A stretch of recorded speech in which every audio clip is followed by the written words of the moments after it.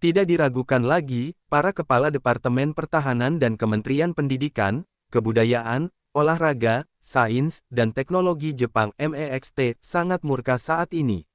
Namun, bagi mereka, kemarahan tidak akan menyelesaikan apapun, karena sasaran amarah mereka adalah Amerika Serikat. Oleh karena itu, dihadapkan pada tuntutan yang tidak masuk akal dari para pejabat militer AS, mereka bahkan tidak memiliki keberanian untuk menyanggahnya. Lagi pula, insiden ini bukan sepenuhnya kesalahan AS. Mereka memang telah mengerahkan pasukan dengan dalih membantu Jepang. Kini, setelah masalah terjadi, Jepang tentu tidak bisa lepas tangan begitu saja. Namun, seberapa besar tanggung jawab yang harus ditanggung Jepang menjadi titik perdebatan sengit antara kedua belah pihak. Pihak Jepang merasa situasi ini ibarat dua pengemudi yang sama-sama melanggar aturan lalu lintas dan menyebabkan kecelakaan. Semua pihak ikut bertanggung jawab, dan mustahil untuk melimpahkan seluruh kesalahan hanya pada satu pihak. Jika pasukan komando AS menyiksa anggota tim riset Jepang secara diam-diam dan tidak terungkap ke publik, pemerintah Jepang mungkin masih bisa menoleransinya. Namun sekarang, skandal ini telah meledak. Bagaimana mereka bisa menjelaskannya kepada rakyat Jepang? Maka, pejabat dari MEXT mengumpulkan keberaniannya dan memprotes, "Pak, Anda tidak bisa menyalahkan kami atas semuanya, terutama mengenai penganiayaan terhadap anggota tim peneliti. Jika kita ingin mencari kambing hitam, bagaimana kita bisa menjelaskannya kepada para peneliti dan ilmuwan lainnya? Semua orang di sana bekerja di berbagai lembaga di bawah naungan MEXT, mereka bukan personel militer. Sekalipun mereka melakukan pelanggaran di tempat kerja, hal itu harus diselesaikan melalui prosedur sipil dan hukum yang berlaku. Jika publik tahu kita menggunakan kekerasan, apalagi sampai meminta intervensi militer asing, bagaimana kita akan mempertahankan reputasi kita?" Pejabat dari Kementerian Pertahanan Jepang dengan cepat menambahkan dukungannya, "Benar, Pak. Kami bersedia mengakui secara terbuka bahwa kami yang meminta AS untuk mengirim pasukan. Namun, pihak AS juga harus memberikan penjelasan publik terkait perlakuan buruk terhadap anggota tim peneliti kami. Itu baru adil dan masuk akal." Pejabat militer AS membalas dengan tajam dan sinis, "Adil? Di mana letak keadilannya? Ketika seluruh negara Anda kelaparan setelah perang dan Jenderal MacArthur harus datang ke Kongres AS untuk mengemis makanan demi kalian, mengapa kalian tidak menuntut keadilan? Ketika kalian memanfaatkan posisi strategis kalian selama Perang Dingin dan menerima pasokan serta bantuan yang tak terhitung jumlahnya dari kami, mengapa kalian tidak menuntut keadilan? Dan sekarang, saat kami membutuhkan kalian untuk pasang badan, kalian malah menceramahiku soal keadilan." Kedua pejabat Jepang itu seketika bungkam dan menahan malu. Meskipun mereka berada di tempat yang berbeda dan hanya terhubung melalui panggilan video, mereka tak kuasa untuk saling bertatapan di layar, berharap satu sama lain bisa menemukan argumen untuk membantah kesombongan pejabat militer AS tersebut. Namun, tak satu pun dari mereka mampu menemukan celah untuk melawan. Pejabat militer AS, yang perlahan mulai kehilangan kesabaran, berkata dengan nada dingin yang mengancam, "Gedung Putih akan segera mengadakan konferensi pers. Aku harap kalian berdua tidak membuang-buang waktu lagi di sini. Jika masalah ini sampai memberikan dampak negatif yang signifikan terhadap Amerika, aku pastikan, sesuai gaya kami, kalian akan membayar konsekuensinya 10 kali lipat, bahkan 100 kali lipat. Mungkin karena kekeraskepalaan kalian hari ini, banyak warga Jepang yang akan kehilangan pekerjaan di masa depan, dan sejumlah perusahaan Jepang akan gulung. Tikar, kalian perlu memikirkan konsekuensi ini secepatnya. Jika kalian tidak sanggup mengambil keputusan, laporkan masalah ini kepada atasan kalian dan biarkan mereka yang memutuskan. Aku hanya memberi waktu 20 menit. Dengan ultimatum tersebut, pejabat militer AS langsung meninggalkan konferensi video. Kedua pejabat Jepang itu dilanda dilema. Dalam situasi genting dan penuh tekanan seperti ini, mereka tentu tidak berani mengambil keputusan secara gegabah. Setelah berdiskusi singkat, mereka sepakat untuk segera melaporkan krisis ini ke kabinet dan menyerahkan keputusan sepenuhnya kepada mereka. Dalam birokrasi, beberapa masalah memang bisa diwariskan atau dilimpahkan ke atas. Selama seseorang memiliki keberanian untuk menghindari tanggung jawab, mereka bisa berkata kepada atasannya, "Saya hanya bisa menangani sampai di sini, silakan Anda mencari cara untuk menyelesaikannya." Atasan pun tidak bisa berbuat banyak, hukuman paling berat hanyalah pemecatan. Jika dipikir-pikir, dipecat bukanlah masalah besar asalkan mereka tidak harus memikul beban tanggung jawab yang mengancam nasib negara. Bagaimana jika mereka gagal melayani kemauan Amerika dengan baik, dan kelak Amerika membalas dendam terhadap Jepang? Bukankah mereka akan dicap sebagai pengkhianat bangsa? Pada titik itu, taruhannya bukan lagi sekadar kehilangan pekerjaan, nyawa mereka bisa saja melayang di ujung laras senapan seorang ekstremis. Setelah menerima laporan darurat tersebut, kabinet tidak berani menunda sedetik pun dan segera mengadakan rapat paripurna untuk membahas jalan keluarnya. Sementara kabinet Jepang masih berdebat panas, Wu Feiyan Victoria, yang berada jauh dari Antartika, juga menerima berita mengejutkan tersebut. Ia tidak pernah membayangkan bahwa Antartika, benua beku yang telah ia huni selama bertahun-tahun, tiba-tiba menjadi sorotan utama dunia. Ia segera menyadari bahwa kekacauan ini pasti berkaitan erat dengan Wu Bolin. Setelah kepergian Wu Bolin, ia melakukan perjalanan ke Ushuaia dan, dengan bantuan Wu Xiyuan, Panglima Komando Tentara Kiri, berhasil mencapai Antartika. Awalnya, Wu Feiyan tidak terlalu terkejut saat menerima laporan keberangkatannya. Lagi pula, rencana awalnya memang mengharuskan mereka bertiga untuk berpencar dan mencari peluang. Tidak ada yang tahu rahasia apa yang tersimpan di Antartika, dan Wu Feiyan merasa kejutan seperti inilah yang justru ia cari. Jika tidak, apabila semua orang hanya terpaku pada dugaannya semata, beberapa petunjuk penting mungkin akan terlewatkan selamanya. Namun, ia sama sekali tidak menyangka bahwa misi Wu Bolin ke Antartika akan memicu insiden berskala internasional. Wu Feiyan belum mengetahui situasi spesifik di lapangan. Ia hanya tahu bahwa militer AS telah mendarat semalam dengan persenjataan lengkap dan menyerang tim peneliti Jepang. Ia tidak tahu pasti apakah operasi militer tersebut terkait langsung dengan Wu Bolin, terlebih ia tidak bisa menghubunginya saat ini. Namun, terlepas dari apakah masalah ini dipicu oleh Wu Bolin atau tidak, Wu Feiyan kini dilanda kecemasan yang luar biasa. Meskipun markas besar perkumpulan anti-King Warriors dan sangat tersembunyi, hampir seluruhnya dibangun di bawah tanah sebuah pulau tanpa nama, metode penyembunyian ini hanya efektif untuk mengelabui satelit dan pesawat komersial biasa. Jika ada militer asing dengan peralatan deteksi khusus yang secara kebetulan memindai daerah tersebut, mereka pasti akan menyadari bahwa pulau yang tampak sepi itu sebenarnya telah dilubangi dari dalam. Sebelumnya, Wu Feiyan tidak pernah mengkhawatirkan risiko ini karena pulaunya terletak ratusan kilometer dari Antartika dan Amerika Selatan. Amerika Selatan sendiri jarang mendapat sorotan dunia, apalagi Antartika. Pulaunya tidak memiliki daya tarik wisata di sekitarnya, dan tidak ada rute pelayaran komersial yang melintasinya. Pesawat sipil, kapal dagang, bahkan kapal penelitian pun tidak pernah mendekati wilayah tersebut. Selain itu, ia telah melakukan survei menyeluruh di daerah sekitarnya 2 atau 3 dekade silam, tidak ada sumber daya minyak atau mineral yang berharga, dan potensi perikanannya sangat minim. Yang paling penting, hak kepemilikan pulau itu telah ia beli secara sah dari pemerintah negara di Amerika Selatan, yang melarang keras masuknya pihak tanpa izin. Oleh karena itu, ia merasa sangat aman. Tapi kini, situasinya berubah drastis.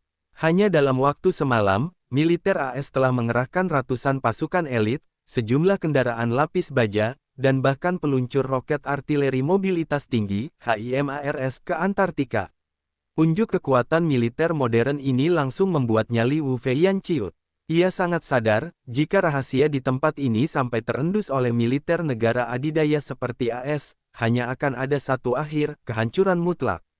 Untuk melenyapkan markasnya, AS bahkan tidak perlu bersusah payah mengirim pasukan darat, mereka cukup mengerahkan armada pesawat pengebom untuk meratakan seluruh pulau. Adapun benteng bawah tanahnya, meskipun mungkin mampu bertahan dari gelombang pengeboman pertama, para penghuni dan fasilitas di dalamnya tidak akan selamat. Seluruh pasokan udara untuk fasilitas bawah tanah bergantung pada sistem ventilasi raksasa yang terhubung ke permukaan pulau. Begitu permukaan hancur dibom, mereka yang berada di dalam, terutama yang tingkat kultivasinya masih rendah, pasti akan mati kehabisan napas. Selain itu, jarak beberapa ratus kilometer dari benua Antartika praktis tidak ada artinya bagi mobilitas militer AS. Jika ketegangan di Antartika terus meningkat, dan pesawat pengintai AS secara kebetulan melintas di atas pulaunya serta mendeteksi anomali, maka tamatlah riwayat mereka. AS bahkan berani melanggar perjanjian Antartika demi melancarkan serangan tanpa ragu, apalagi hanya untuk menghancurkan pulau sekecil ini. Wu Feiyan dilanda kepanikan, merasakan bayang-bayang kehancuran yang kian mendekat. Ia segera memanggil Wu Tianlin dan dengan nada cemas memerintahkannya, "Tianlin, hubungi seluruh informan kita di Amerika Serikat dan Jepang, beserta keluarga mereka. Perintahkan mereka untuk segera mencari tahu alasan pasti mengapa AS mengirim pasukan ke Antartika. Firasatku mengatakan ada yang sangat tidak beres dengan semua ini." Wu Tianlin menyadari gawatnya situasi ini, yang berpotensi mengancam eksistensi perkumpulan anti-Qing. Ia segera menunduk hormat dan menjawab tegas, "Baik, Yang Mulia. Saya akan segera melaksanakan perintah Anda."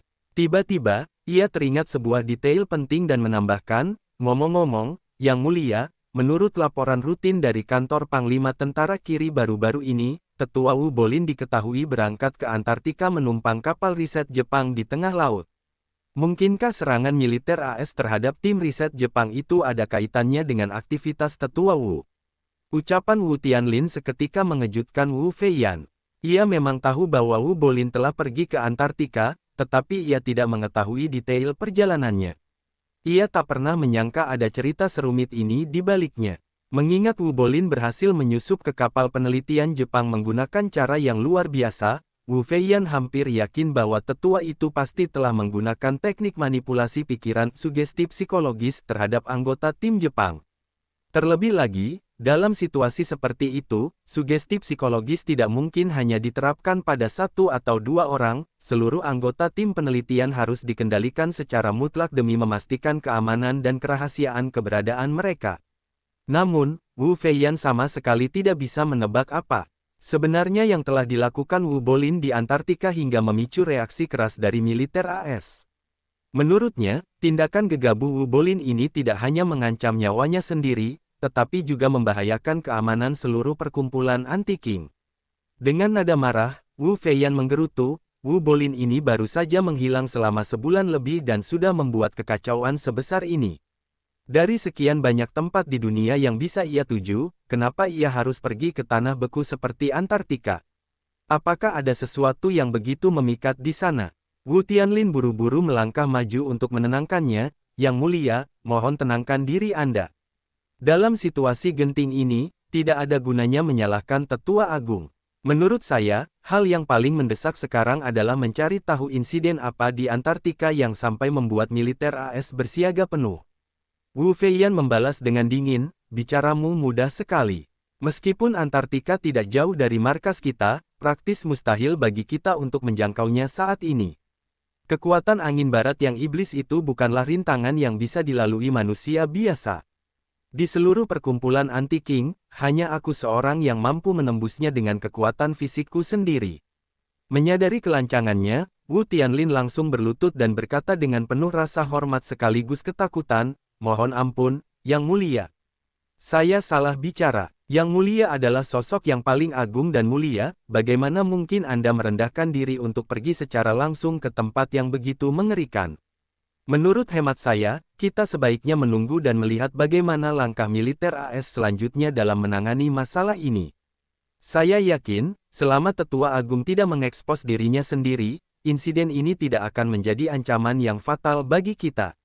Wu Feiyan berkata dengan nada sedingin es, "Dalam situasi ini, kita harus bertindak sangat hati-hati. Dua kekhawatiran terbesarku saat ini adalah, pertama, Wu Bolin tidak boleh sampai terlibat kontak senjata langsung dengan militer AS. Jika itu terjadi, kita akan terseret ke dalam masalah yang sangat serius. Kedua, militer AS tidak boleh meningkatkan pengerahan pasukannya di Antartika. Jika armada mereka bertambah, risiko markas kita terungkap juga akan semakin besar." Wu Tianlin memberanikan diri bertanya, "Yang Mulia, dengan tingkat kultivasi Tetua Agung, meskipun saat ini adalah puncak musim dingin di Antartika, ia seharusnya tidak akan mengalami kesulitan untuk kembali dengan selamat, bukan?" "Benar," Wu Feiyan mengangguk. "Dengan kekuatannya, ia seharusnya mampu menembus sabuk angin barat pada musim semi nanti." Wu Tianlin menghela napas panjang dan berkata, ini juga berarti bahwa kita tidak akan bisa menjalin kontak dengan Tetua Agung setidaknya selama 2 atau 3 bulan ke depan. Wu Feiyan kembali mengangguk, lalu berkata dengan raut wajah menahan amarah, semoga saja masalah ini tidak semakin memburuk. Jika tidak, aku tidak akan melepaskannya begitu saja saat ia kembali nanti. Setelah menegaskan ancamannya, Wu Feiyan mengibaskan tangannya dan berkata, pergilah. Perintahkan para informan kita untuk terus memantau situasi dan melapor padaku segera setelah mereka mendapat informasi terbaru. Baik, Yang Mulia, bawahan Anda undur diri, jawab Wu Tianlin dengan hormat. Setelah meninggalkan ruang kultivasi Wu Feiyan, Wu Tianlin segera mengirimkan pesan rahasia ke Komando 5 tentara, menginstruksikan mereka untuk mengumpulkan semua informasi dari para ahli terkait insiden ganjil di Antartika. Tak lama kemudian, sebuah pesan masuk dari seorang pejabat tinggi Gedung Putih, yang merupakan informan mereka, yang mengungkap alasan sebenarnya di balik pengerahan militer AS ke Antartika. Wu Tianlin bergegas kembali untuk melapor kepada Wu Feiyan, Yang Mulia. Seorang pejabat Gedung Putih telah membocorkan informasi. Militer AS mengirim pasukan ke Antartika karena pemerintah Jepang mencurigai bahwa tim ekspedisi ilmiah mereka telah melakukan pengkhianatan massal dan menjalankan operasi eksplorasi ilegal berskala besar di benua tersebut. Karena Jepang tidak mampu mengirimkan pasukannya sendiri untuk memadamkan pemberontakan tersebut tepat waktu, mereka terpaksa meminta bantuan Amerika Serikat. Wu Feiyan mengerutkan kening dalam-dalam. Sudah bisa dipastikan, seluruh tim ekspedisi Jepang itu berada di bawah kendali mutlak Wu Bolin. Tapi untuk apa aku membiarkan orang-orang itu melakukan eksplorasi besar-besaran di Antartika? Aku memang mengirimnya untuk mencari bahan obat yang langka dan berharga, tetapi itu adalah benda kecil yang bisa dicari secara diam-diam dan sama sekali tidak membutuhkan peralatan eksplorasi geologi canggih. Jadi, ia pasti sedang mencari sesuatu yang berukuran masif, atau bahkan sesuatu yang eksistensinya melampaui pemahaman kita tentang sebuah benda. Wu Tianlin memaparkan data intelijennya, militer AS telah menahan sebagian besar anggota tim investigasi Jepang dan menyita catatan eksplorasi mereka. Peralatan geologi yang mereka gunakan ternyata mampu mengebor hingga kedalaman ribuan meter di bawah lapisan es. Namun, para ahli meyakini bahwa eksplorasi sedalam itu sama sekali tidak memiliki nilai. Tidak mungkin ada jejak peradaban manusia kuno di sana. Sekalipun ada mineral langka, nilai ekonomis untuk menambangnya praktis nol. Karena itulah pihak Gedung Putih pun sangat kebingungan dengan tujuan sebenarnya dari tim peneliti Jepang tersebut. Saya rasa, hanya Tetua Agung yang tahu jawabannya. Wu Feiyan berdecak pelan, raut wajahnya dipenuhi rasa penasaran. Bagi perusahaan tambang modern, negara maju, maupun bagi kultivator seperti kita, Antartika sama sekali tidak memiliki nilai yang signifikan untuk dieksplorasi. Namun, Wu Bolin bukanlah orang bodoh. Fakta bahwa ia mengerahkan begitu banyak tenaga dan sumber daya untuk membedah Antartika membuktikan bahwa pasti ada rahasia besar yang tersembunyi di sana, sesuatu yang bahkan tak mampu kita bayangkan saat ini. Sambil menghela napas pelan, Wu Feiyan melanjutkan, jika aku tidak khawatir akan terdeteksi oleh radar militer AS, aku pasti sudah terbang sendiri ke Antartika untuk menyelidiki apa yang sebenarnya sedang terjadi. Tapi sekarang, sebesar apapun rasa penasaranku, aku tidak bisa bertindak gegabah di depan hidung pasukan Amerika. Wu Tianlin berpikir sejenak lalu memberikan pandangannya, Yang Mulia, insiden ini terungkap setelah militer AS menyusup ke Antartika. Sekarang, Amerika Serikat tengah menghadapi tekanan opini publik dunia yang luar biasa. Saya perkirakan mereka tidak akan bisa bertahan lama sebelum terpaksa menarik pasukan mereka secara terbuka. Mereka bahkan mungkin akan berusaha mengkambing hitamkan Jepang atas semua kekacauan ini. Wu Feiyan mengangguk perlahan, wajahnya terlihat serius. Perintahkan semua cendekiawan dan informan kita untuk terus memantau setiap pergerakan Amerika Serikat. Aku curiga, setelah insiden ini, pihak AS justru akan semakin penasaran dengan rahasia Antartika. Jangan kaget jika kelak mereka justru mengirimkan tim riset dan eksplorasi militer mereka sendiri ke sana secara diam-diam. Tepat pada saat itu, ponsel Wu Tianlin bergetar karena sebuah notifikasi. Ia segera melapor dengan nada sedikit mendesak, Yang Mulia, Gedung Putih akan segera memulai konferensi pers mereka. Wu Feiyan langsung memberi perintah, nyalakan layar utama. Aku ingin menyaksikannya secara langsung. Baik, Yang Mulia. Wu Tianlin mengangguk hormat. Ia segera berjalan menuju salah satu dinding batu di ruang kultivasi Wu Feiyan. Dengan lambaian tangan yang lembut, mekanisme tersembunyi aktif. Dinding batu yang kokoh itu terbelah dari tengah dan bergeser ke samping, menampakkan sebuah layar kristal cair LCD raksasa berukuran sedikitnya 20 meter persegi. Layar LCD tersebut dirakit dari panel-panel modular, persis seperti layar LED raksasa yang sering digunakan dalam konser musik berskala stadion. Meskipun gaya hidup dan metode kultivasi Wu Feiyan seolah membeku di era 300 atau 400 tahun yang lalu, ia bukanlah sosok kolot yang menolak kemajuan zaman. Sebaliknya, ia sangat adaptif terhadap teknologi modern. Oleh karena itu, markas perkumpulan anti-Qing dilengkapi dengan berbagai perangkat teknologi mutakhir yang merupakan kualitas terbaik di pasaran. Sebuah jaringan satelit komunikasi khusus secara konstan mengirim dan menerima data melalui antena canggih yang disamarkan dengan cerdik sebagai bongkahan batu di permukaan pulau. Meskipun markas mereka terletak di ujung selatan dunia yang terpencil, latensi jaringan untuk menonton siaran langsung dari Washington DC tidak berbeda dengan menonton siaran televisi di daratan Amerika Serikat.